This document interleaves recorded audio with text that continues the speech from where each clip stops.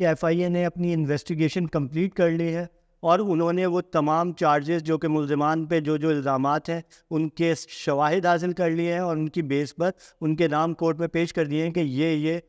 ملزمان جو ہیں اس معاملے میں ملوث ہیں اور ان کے خلاف قانونی کارروائی کی بالکل ایس ایس پی فدا حسین جانوری جن کو خود ایس پی کے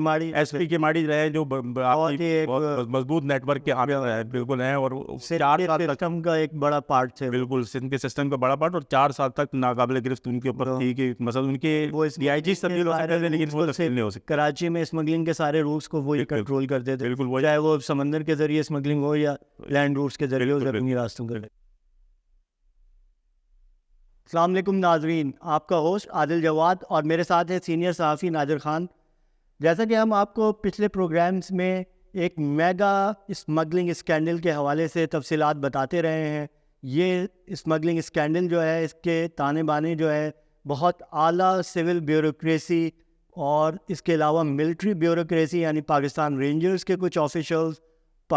پاکستان سندھ پولیس کے بہت ہائی آفیشلز اور پاکستان کسٹمز کے بہت بڑے نیٹ ورک کا ایک اس سے پتہ لگا ہے، جو کہ بنیادی طور پہ وہ چھالیہ کی اسمگلنگ کا اسکینڈل ہے، لیکن یہی اسمگلنگ کا نیٹ ورک اور یہی اسمگلنگ کے روٹس کراچی میں اور ملک کے دیگر حصوں میں کراچی سے سندھ اور صدرن پنجاب کی جانب یہی روٹس یوز کیے جاتے ہیں، جس میں ایرانی ڈیزل، جس میں روزمرہ کے استعمال کی اشیاء اور چھالیہ اس کا ایک پارٹ ہے. یعنی ایک اربوں روپے ماہانہ کا ایک اسمگلنگ نیٹ ورک ہے جو کہ ایف آئی اے نے انرٹ کیا تھا اور اس کے خلاف مقدمہ بنایا تھا اور اب اس مقدمے میں فائنل چارج شیٹ پیش کیا ہے ایف آئی اے نے. جی بتائیے کہ ناظر کیا تفصیلات ہیں؟ جی بہت شکریہ عادل صاحب. ایف آئی اے اینٹی کرپشن سرکل میں جولائی 2023 میں یعنی کہ رواں برس ہی اس اسکینڈل کے حوالے سے ایک مقدمہ درج ہوا تھا،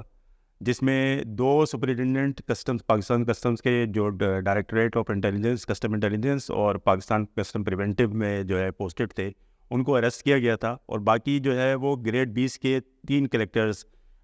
ثاقب سعید، عثمان باجوہ اور عامر تھیم کے خلاف جو ہے وہ اس کو ایف آئی آر میں نامزد کیا تھا. اور ان ایف آئی آر کے ساتھ نامزد میں ایک چھالیہ اسمگلر جو بڑا چھالیہ اسمگلر ہے جس کا بلوچستان ہب اور اس کے بعد کراچی میں ایک بڑا نیٹ ورک ہے، عمران نورانی، یعنی یہ چھالیہ کی اسمگلنگ کا سب سے بڑا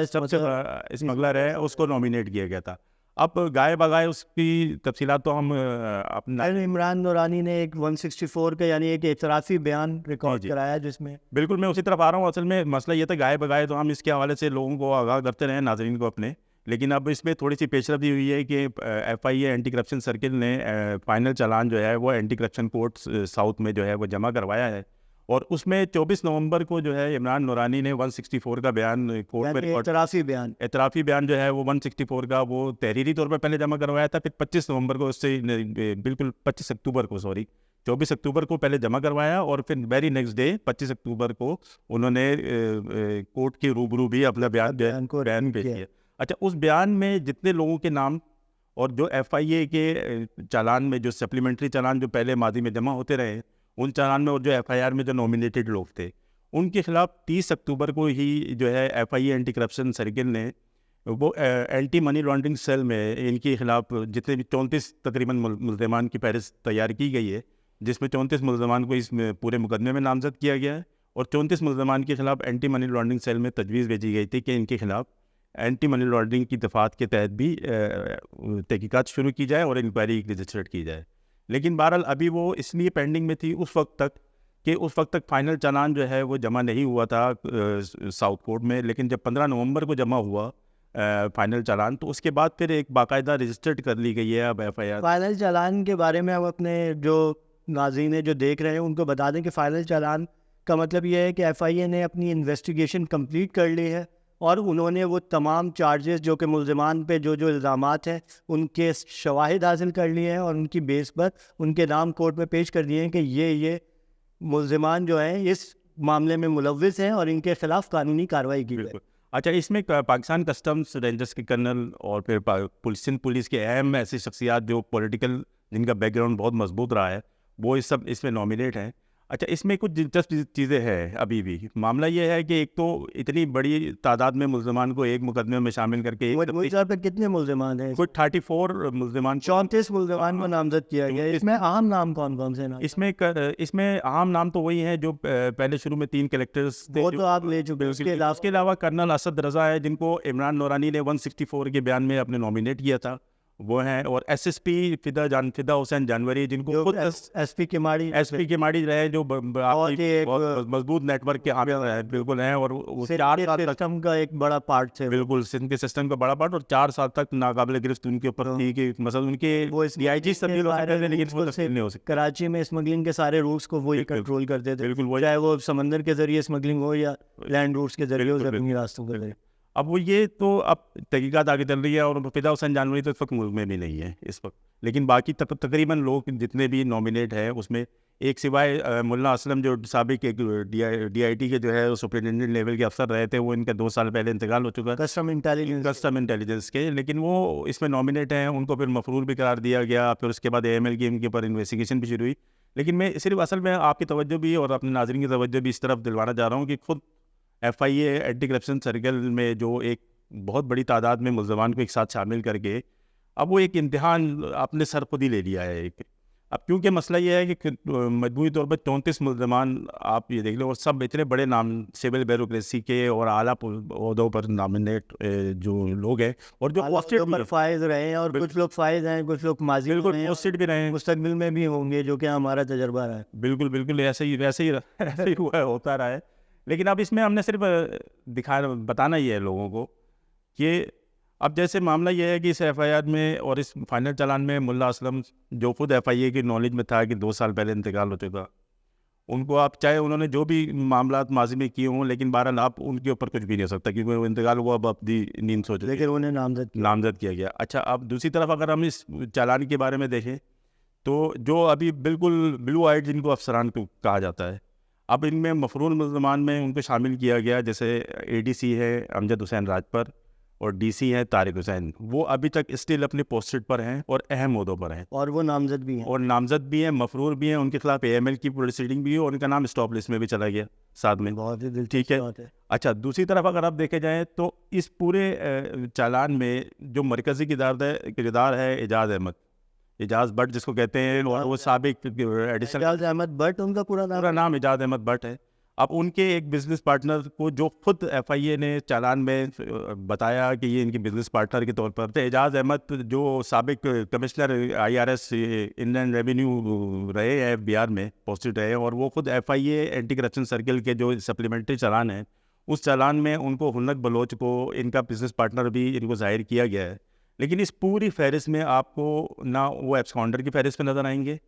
نہ وہ اے ایم ایل کی فہرست میں نظر آئیں گے, اور نہ وہ اسٹاپ لسٹ کی فہرست میں نظر آئیں گے, لیکن وہ پوسٹڈ بھی ہے. آپ مطلب اس کو آگے لے کے جا رہے ہیں. آپ بتائیں کہ فائنل چالان جمع ہو گیا, بالکل 34 ملزمان کے خلاف نان بیلیبل وارنٹ جاری ہو گئے ان کے 34 ملزمان کے. اس کے بعد ان کے نام اسٹاپ لسٹ میں یعنی نو فلائی زون میں انہیں ڈال دیا گیا کہ وہ ملک سے باہر نہیں جا سکتے جو ملزمان اس مقدمے میں نامزد ہے. بالکل. چوتھا مرحلہ یہ ہوا کہ ان کے خلاف اینٹی منی لانڈرنگ ایکٹ کے تحت کارروائی شروع کر دی. بالکل. اب ان چاروں کارروائیوں میں جو مین مرکزی ملزم جو کہ پہلے جو عبوری چالان میں جن کے نام تھے, مثال کے طور پہ ہنک بلوچ کا نام آپ نے لیا, بالکل, اعجاز احمد بٹ کا نام لیا, بالکل, ان کی اہلیہ کا نام بھی آیا کہیں سے, اس پہ بھی نام لیا جا رہا ہے کہ اچھا اہلیہ بھی. بالکل, یہ نشاندہی اصل میں اسی لیے ہم کرنا چاہ رہے ہیں کہ ایف آئی اے نے اتنا بڑا کوانٹم اس کو بنا دیا ہے اس کو, لیکن اب اس کو آگے پیش رفت کیسے کریں گے, ہم یہ صرف نشاندہی کرنا چاہ رہے ہیں. باقی تو وہ ایف آئی اے اور کورٹ جانے کے مقصد ہم صرف نشاندہی کر سکتے ہیں, اس کے زیادہ ہمارا کوئی کردار ہے بھی نہیں اس میں. صرف نشاندہی کے طور پر ہم یہ بتا رہے ہیں کہ خود آپ ایک شخص کو نامینیٹ کر رہے ہیں اور اس میں اس کو بزنس پارٹنر قرار دے رہے ہیں, لیکن دوسری طرف وہ آپ فائنل چالان چارج شیٹ جب جمع کراتے ہیں تو اس کا نام کہیں بھی نہیں آتا ملزم کا. لیکن ایک مرحوم جس کا آپ ذکر خود کر رہے ہیں کہ وہ 2 سال پہلے انتقال ہو چکا ہے, لیکن اس کو آپ ایک ہر طرح کی فہرست میں شامل کر رہے ہیں, مثلا اے ایم ایل کی فہرست میں بھی شامل کر رہے ہیں, اس کو اسٹاپ لسٹ کی فہرست میں بھی شامل. اس میں شاید ان کے پاس یہ وجہ ہو سکتی ہے کہ کیونکہ ان کے پاس ایسا کوئی ریٹن پروف نہیں ہے ان کی کہ ان کا انتقال ہو چکا ہے, تو وہ جب وہ اس طرح کا نام عمومی طور پہ اس لیے شامل کیا جاتا ہے کہ جب ان کی فیملی کو وہ جب وہ کیا بھیجا جائے گا اس کا نوٹس کورٹ یا کوئی بھی بھیجے گی تو وہ ان کا ڈیتھ سرٹیفکیٹ جب جمع کرائیں گے، کیونکہ ایف آئی اے کے تفتیش کاروں کے پاس وہ ان کا ڈیتھ سرٹیفکیٹ نہیں پہنچ پایا ہوگا یا انہوں نے کوشش نہیں کی. یعنی ایک وجہ آپ کی مطابق ہم درست بھی سمجھ لیتے ہیں، لیکن اس میں معاملہ یہ ہے کہ جب 34 ملزمان کی آپ فہرست تلاش کرتے ہیں، اب 34 ملزمان میں کچھ ایسے لوگ شامل ہیں اس میں کہ جو کسی نہ کسی طریقے سے ہر ایک دوسرے سے جڑے ہوئے ہیں. اب اعجاز احمد جب اس پورے مرکزی کردار ہے، اس پورے عمران نورانی کے بزنس پارٹنر کے طور پہ، یہ ہم آئندہ پروگرام میں آپ کو بتائیں گے بھی، ناظرین کو بھی اپنے، کہ کیسے ان کی بزنس کمپنیز ہیں جن کا ریکارڈ ہم نے لیا ہے، لیکن اس کے بارے میں ہم آئندہ ناظرین کو بتائیں گے. لیکن آپ اعجاز احمد کے ساتھ جب ہنک بلوچ اور عمران نورانی کا آپ گٹھ جوڑ بنا سکتے ہیں، لکھ سکتے ہیں، لیکن آپ ہنک بلوچ کا جو ہے وہ نام اس میں اسٹاپ لسٹ میں شامل نہیں کر سکتے اور سب کچھ. اسی طرح عمران نورانی کے بھائی ہے جو نعمان سنی، ان کے نام پر فیکٹریاں ہیں، جو فیکٹریاں خود ایف آئی اے سیز کر چکی ہے، اور اس فیکٹریوں کے بارے میں ذکر بھی ہے اس پورے چالان میں، اور ان کا ایک پارٹنر ان کرائم کے طور پر ان کو لیا بھی جاتا ہے، لیکن ان کا نام کہیں بھی نہیں آ رہا اس میں. اسی طرح گلیکسی انٹرنیشنل اور حذیفہ انڈسٹریز کے 2 لڑکے ہیں جو 20-22 سال کے، جو ابھی گرفتار ہیں اور جیل میں بھی ہیں اسی کیس میں. اس کیس میں وہ جو 2 لوگ ہیں وہ خود ظاہر کر رہے ہیں کہ وہ نعمان سنی کے مثلا ملازم رہے ہیں، اور انہی کے نام پر وہ 2 بے نامی کمپنیاں جن کے اوپر ہیوج جو ہے وہ اور ان کے نام بھی شامل نہیں ہیں. ان کے نام شامل ہے، لیکن نعمان کا نام شامل نعمان کیونکہ وہ 20-22 سال کے لڑکے ہیں. اور کوئی نام ایسا دلچسپ جس کو شامل نہ کیا گیا ہو؟ اور ساتھ میں سعدیہ احمد ہیں خود، جو اعجاز احمد کی جو وائف ہیں. آپ فائنل چلان میں آپ ایک کالم ایسا ہے جس میں کوئی 35 کے قریب پراپرٹیز کا ذکر ہے جو سعدیہ احمد کے نام پر ہے، اور ان کے نام پر ہی جو بینک اکاؤنٹس کھولے گئے ہیں، اور اس میں 2019 سے 2023 جس عرصے کے لیے کرائم رجسٹرڈ ہوا ہے کہ، اور الزام بھی اعجاز احمد پر لگا ہے، اسی عرصے میں بڑی ہیوج اماؤنٹ ان کے اکاؤنٹس میں آتی رہی ہے، لیکن نہ وہ اکاؤنٹ سیز کے بارے میں ذکر ہے اس پورے اکاؤنٹس کو نہ سیز کیا گیا، نہ سعدیہ احمد کو پارٹنر ان کرائم کے طور پر ظاہر کیا گیا ہے اس پورے اس چالان میں. تو یہ ویسے دیکھنے کا امر ہے، یہ ایف آئی اے کے جو تفتیشی افسران ہیں اور ان کے جو سپروائزری افسران ہیں، انہیں دیکھنے کا امر ہے کہ اس کیس کی تفتیش کی شفافیت جو ہے وہ ان ناموں کے شامل نہ ہونے سے متاثر ہو سکتی ہے. ہم اس کیس کی مزید پیش رفت، اس کیس میں جو تفتیش تو اب مکمل ہو چکی ہے، اب اس میں مزید پیش رفت جو بھی ہوں گی ہم اس کے حوالے سے بھی آپ کو اپڈیٹ کرتے رہیں گے. آج کے لیے اجازت دیجیے، شکریہ.